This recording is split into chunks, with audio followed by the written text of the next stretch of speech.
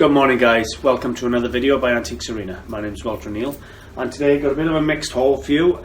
I'm showing you some of the stock I've bought from car boot sale over the weekend and a couple of pieces. Believe it or not, I've done some bartering in the shop. What do I mean by bartering? People bringing stuff in they don't want and taking something else they do. So the items have cost me zero money, just taking a bit of stock. Don't mind that at all.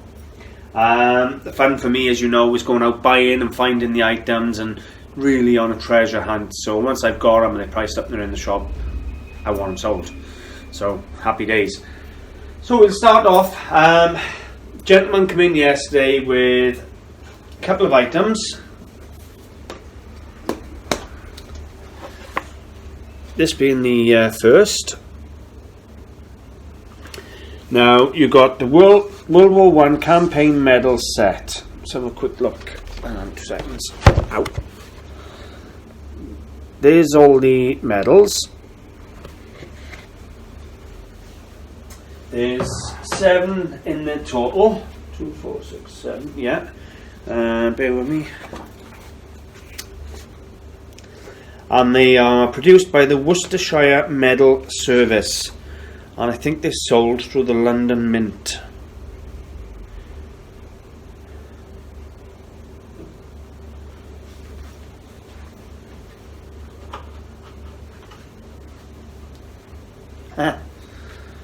And on top of that, if you look down the bottom there, they are 925. So I'm really happy with that. 925, 925. Let's find that one. Yep, again, and the other ones, they're all 925 with gold plating. So it's a really nice set. Let me see. It also says how many were issued. 20,000 were issued of the Great War, 1914-1919. Let's look for the VC and the VC. Bronze plated with fine gold. Satin finish. Bronze plated with fine gold, right. Yeah, the VC is bronze. Well, that's okay. It's a really nice set. Oops, destroying the place. So that's the first little set we had there, produced by the Worcestershire Medal Office and sold through the London Mint. So I'm pleased with them. So I had them, and I had this trunk. I don't think it's exceptionally old. It's certainly a 20th century example. It's got a slow close lid on it. Somebody's put a nice hinge on it. Stop it shutting fast. It's got all these copper studs across the top here. I'm sure that's ply. So I don't think it's that old. You know, probably 30 or 40 year old, something like that. I'd guess, maybe even less. Could even be somebody's school project. However, I just liked it and I thought, well, I got a couple of options. I can give it to my daughter and she can have a proper treasure chest for all her jewellery to keep her in, or I can fill it with costume jewellery in the shop and use it as a feature for people to dig through a treasure chest looking for jewellery. And then if somebody wants to buy the chest, I'll sell them the chest. I'll probably get 35-40 quid for the chest. Now, what do they owe me? I gave £82 worth of stock from the shop plus £40, so they owe me £122 for the pair. That's the medals and the box. Now the stock he took was banknotes, coinage, a silver necklace and a perpetual calendar from the 1920s. So it was nothing I would jump up and down and scream and say, oh my god, yes, I really missed the item that's gone. I'm happy enough for him to take what he took. So these owe me about £120. If you was to buy that from the London Mint, you're talking hundreds of pounds. You really are. I understand they're not original medals, but what can I say? They're 925 and they are a really nice display set. No doubt there's a really good profit on those. And as I said, I'm going to use the box, and if that sells, it sells. Anyway, later on in the afternoon, I had a lady come in and she said to me, I got a couple of pieces here, are you interested? Now, I've had stuff off this lady in the past. First of all, she brought me these pair of Staffordshire flatback dogs, but these are reproduction ones. These are produced by Basic. They are fully stamped up, and this one has the label on the back. The original would be a Victorian, and they come in a variety of sizes, and they're called flatbacks because they've never done anything with the back. They'd just be up against the wall. So I had these, and I had another of these. Now, if you watch my videos, you'll remember back about 12 to 14 months ago, a lady brought a pair of these into the shop. We done some exchanging for some vases in the cabinet, and when I looked online, I had a shock of my life. They were up like 40 quid, 50 quid a piece, and they sold before I even put them into the cabinet. The lady who was in the shop when I had them bought them off me, and they sold straight away. Now, the company is called Chavel. Yeah, Chavel, made in RSA. Original price was 20 quid. Now, I've just looked up again to refresh my memory of Chavel, and it was created by Johnny De Beer in 1980. And they specialised in horses and shipped mainly to the United Kingdom and North America. But the company's a hell of a lot smaller now. They've only got 3 employees where they used to have 30 employees. But they have branched off into cattle and things like that. But going from memory, these horses pull about 40-45 pound each. So I'm really pleased with that. They also do a comical horse, which was very popular, which pulls really good money. And the lady wanted to trade these in for another glass vase, which owes me which was up for £20. So she took a £20 glass vase, and I had a pair of Beswick Staffordshire dogs and the Chavel horse. These Beswick dogs are going to go out for 20 the pair, so my money's back that I've lost on the vase. So I've gained a horse. I don't mind that one bit, guys. It's just a good bit of common sense. So that was my bartering skills for yesterday.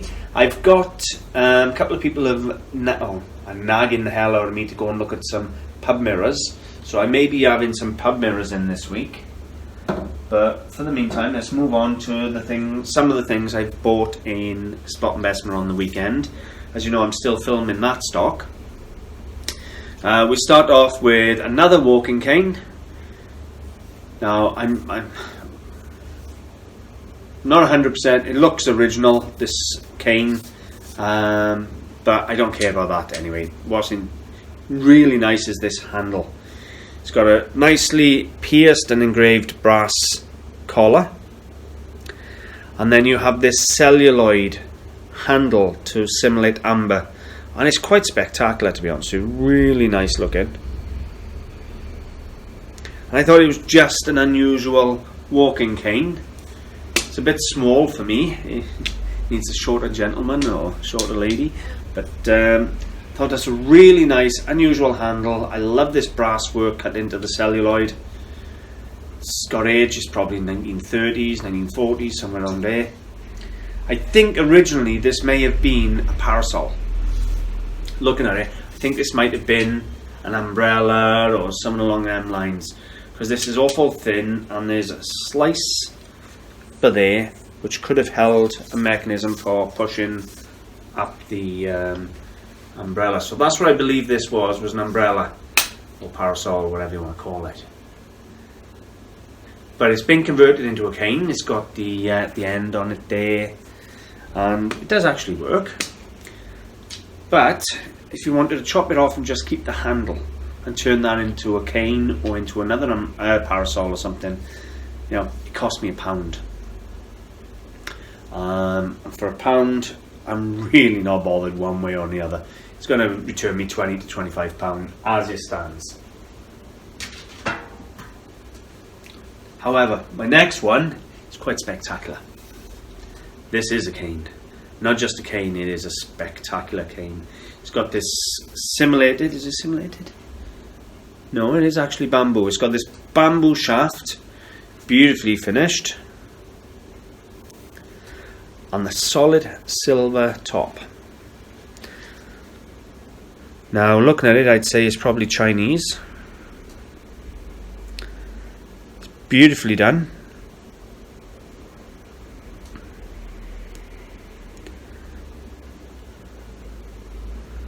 Now this one owes me £25. There's no hallmarks on there, but it is silver. And I just love, look at the quality in the trees and the housing here, all the details on the housing. It's really, really nice cane. And you know what? It also feels really good in your hand. It's about the right height for me as a gentleman's cane. It's not a walking stick, this is a gentleman's cane. It's for status and fashion as opposed to helping you walk. So really, really nice. Now this owes me, as I said, £25. However, have a look at some of the prices similar ones are selling for on eBay, and they're the same shape, slight different pattern. This one's got the trees, the houses, the people. Definitely feel it's Chinese silver for the export market, and it's a really nice example. But what do you think? You know, some of them are up £200. Now there was a gentleman asking £450 for a similar one a little while ago when I was researching the Chinese silver. But for £25, that's going to go on eBay, and I'll probably put a £200 by it now and see what offers I get. So I'm really pleased with that.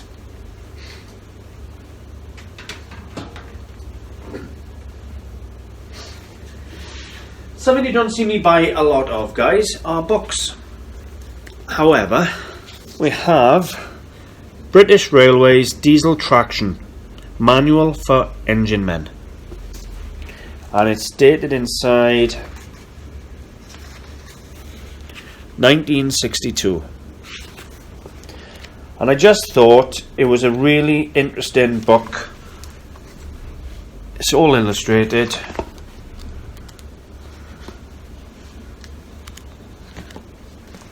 There's hundreds of diagrams in here. So,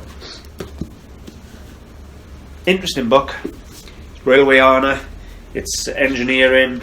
No doubt it tells you everything on how to service and repair the diesel engine. Yeah, that is basically what it is. It's a service manual, if you like. It covers the fuel injection, power circuits, traction control, batteries, you name it, it covers everything. So a nice interesting book, railway on it. It cost me £1. That's got to be, I haven't looked online what they're selling for, but I'm not going to take less than a tenner for it. So it's a 1962 book, so work that out. That's like 60-year-old, give or take a couple of years. You know, for £1, £10, £15. I will check the prices. If they're higher, I'll up the price, but other than that, it's not going to go less than £10 or £15.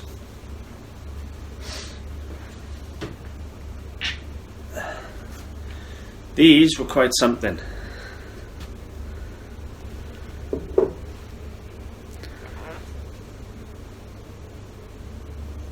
They are fine crystal, and they are produced, there you go, by Swarovski. Now Swarovski's crystal, the early crystal that you're looking for is this with the block stamp. That's their block S. The later stuff has got a swan on it. But a pair of candle holders in the finest crystal in lovely condition, they cost me a tenner. The globe candle holder, and I see them all day long, anywhere between sort of 30, 40 pounds. I have sold a pair for 55, but that was a while back. The prices have come down a bit now, but I'll comfortably achieve £35 I think for that pair. Something I sell a lot of in the shop is Swarovski crystal.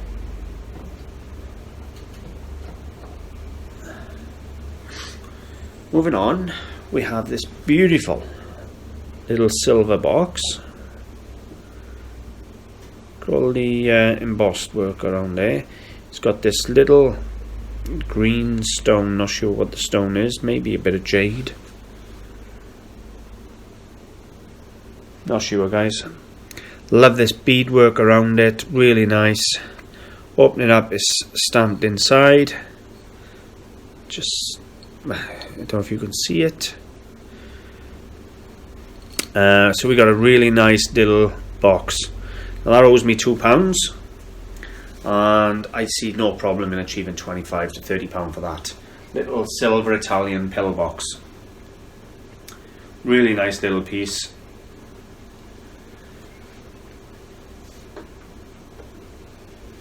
Now we go to something a bit more traditional. We have a Victorian cut glass decanter. We have the faceted globe stopper, beautifully cut. Then we move on to the bottle, and we have this cut glass hobnail pattern.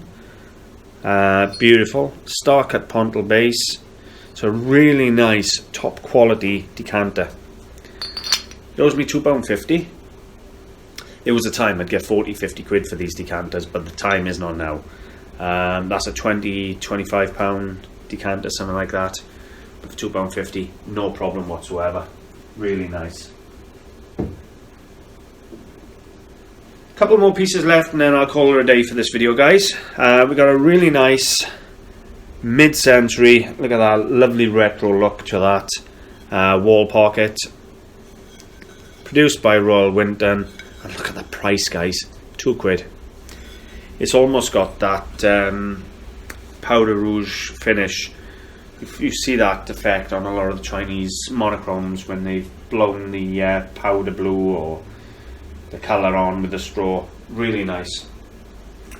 Nice little wall pocket, £2 over the moon.